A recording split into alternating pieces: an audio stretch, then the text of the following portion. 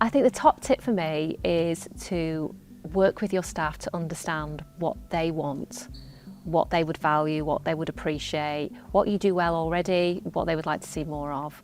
And I work with lots of schools and trusts to do things like employee surveys, focus groups with staff, so we can really deeply understand their perspective, because every school's different, and what they do well and what they do perhaps could do better will be different. So I think really talking to your people and understanding where they're coming from is the place to start.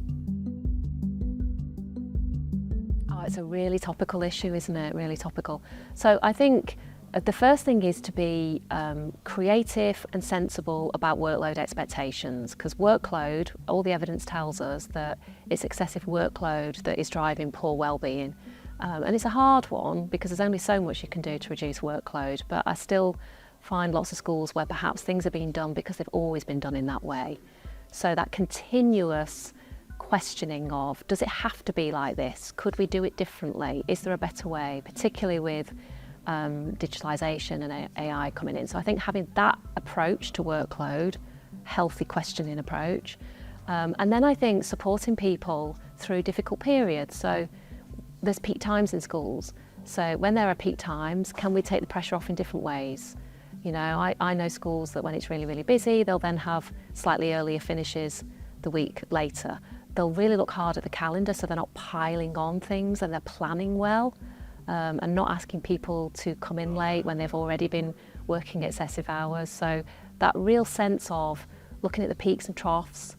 And I think then making sure that we support people when they've got tough times. And, people in schools are human beings and may go through life changes, bereavement, divorce, whatever it might be. So having good access to counselling, support, and a culture where it's okay to say if you're struggling a bit and it's psychologically safe is really, really important.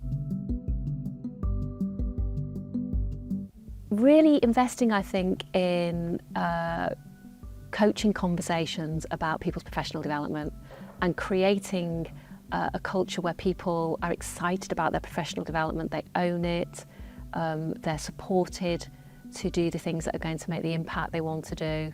And also I think getting rid of, and lots of schools are doing this now, performance-related pay.